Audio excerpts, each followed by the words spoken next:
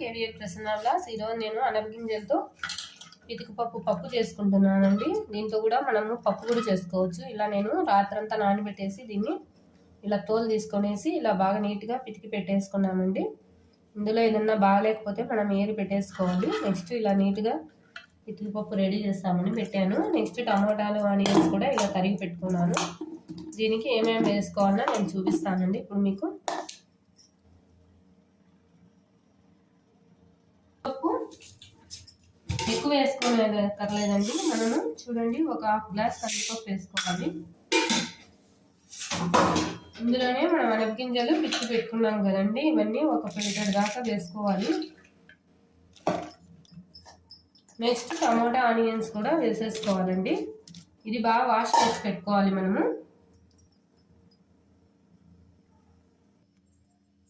ఇందులో వాష్ చేసి పెట్టేసుకున్నాం కదండి, ఇందులోనే వాటర్ వేసేసుకొని మీడియం వాటర్ వేసుకోవాలి, ఎక్కువ వేసుకోకూడదు. ఇందులోనే నేను పసుపు పొడి వేసేసుకుంటున్నాను. చూడండి, పసుపు పొడి ఇట్లా వేసేసుకొని ఇప్పుడు దీన్ని మూత పెట్టేసుకున్నానండి.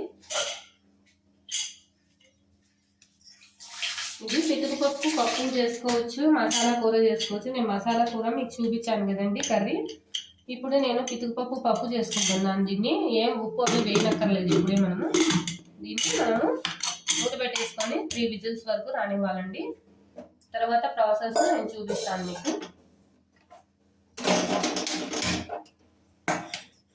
పితుకుపప్పు టేస్ట్ కూడా చాలా బాగుంటుందండి. అలా వర్క్ చేసుకుందాం దీన్ని. ఇప్పుడు కుక్కర్ అనేది మనము ఓపెన్ చేస్తామండి. చూడండి, మనకి అంతా ఉడికిపోయిందండి. బాగా ఎర్రగడ్డలు, పితుకుపప్పు, కందిపప్పు అంతా ఉడికిపోయింది. ఇప్పుడు వాటర్ అనేది సరిపోతుందండి మనకి. ఇందులోనే మనము సాల్ట్ వేస్తున్నాము. స్టవ్ ఆన్ చేసుకొని కాసేపు ఉడికించుకోవాలి, ఎందుకంటే వాటర్గా ఉంది కాబట్టి కొద్దిగా ఉడికించుకుందామండి. ఇందులోనే రాళ్ళుప్పు వేసేసుకుందాము. రాళ్ళుప్పు వేసేసుకుంటున్నాను నేను.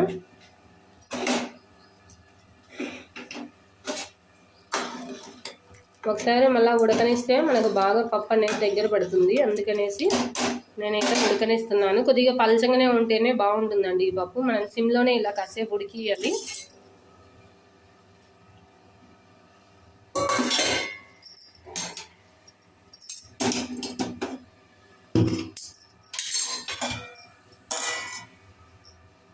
ఇది ఉడికే లోపల కొద్దిగా మనము సిమ్లో పోపు పెట్టి వేసుకుందామండి పక్కన.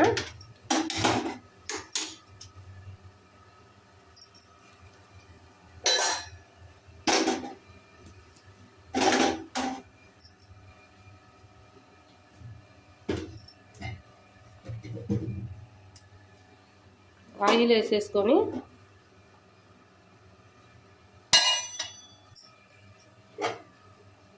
ఆయిల్ హీట్కి అంతవరకు కొంచెం వెయిట్ చేస్తాము. అందులోనే పప్పు చూస్తామండి. చూడండి, బాగా ఉడికి దగ్గర పడుతుంది. మనకి కొద్దిగా వాటర్గానే ఉంటే బాగుంటుందండి. మరీ చిక్కగా ఉంటే బాగుండదు ఈ పప్పు. ఇప్పుడు ఇందులోనే కారపొడి వేసేసుకున్నాము. దీనికి పచ్చిమిర్చి బాగుండదండి, అందుకే నేనైతే కారం పొడి యాడ్ చేసుకుంటాను.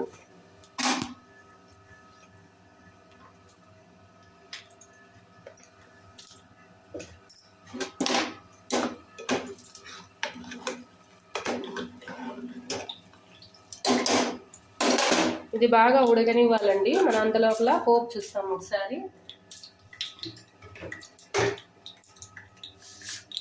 నూనె హీట్ ఎక్కింది. మనము ఆవాలండి,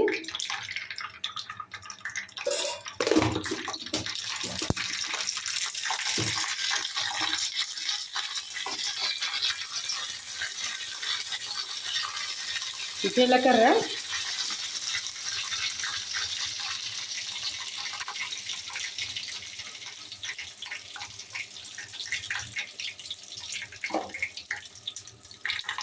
ఇంగువండి,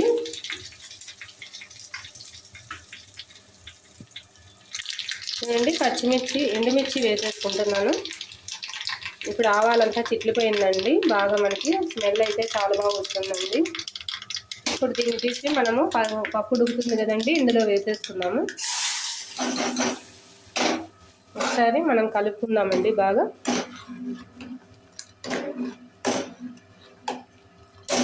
కొద్దిగా సిమ్గా పెట్టి మళ్ళీ కాసేపు దగ్గర పడేంత వరకు చూడాలండి మనము. ఇప్పుడు బాగా ఓపెన్ చేసి చూస్తామండి. ఇది బాగా పప్పు అనేది బాగా ఉడికిపోయింది, దగ్గర పడింది చూసారా కాస్త. కలర్ కూడా చాలా బాగుంది. ఇప్పుడు మనము సర్వింగ్ బౌల్లోకి తీసేసుకుందాము. చూసారు కదండి, అనపగింజల పప్పు అండి ఇది. ట్రై చేసి చూడండి. అలాగే కొత్తగా ఛానల్ చూస్తున్న వాళ్ళు మాత్రం దాన్ని సబ్స్క్రైబ్ చేయడం మాత్రం మర్చిపోద్దండి. Thanks for watching KVL Prasanna vlogs. ఎంతమంది ట్రై చేశారో కామెంట్ చేయడం మాత్రం మర్చిపోవద్దు. అలాగే నేను ఇంకో విషయం చెప్పడం మర్చిపోయాను. ఇందులో తెల్లగడ్డలు వాడే వాళ్ళు ఉంటే తెల్లగడ్డలు వేసుకోవచ్చండి. నేను తెల్లగడ్డలు వాడినని ఆనియన్స్ ఒకటి వేసుకొని చేసుకున్నాను. Thanks for watching KVL Prasanna vlogs.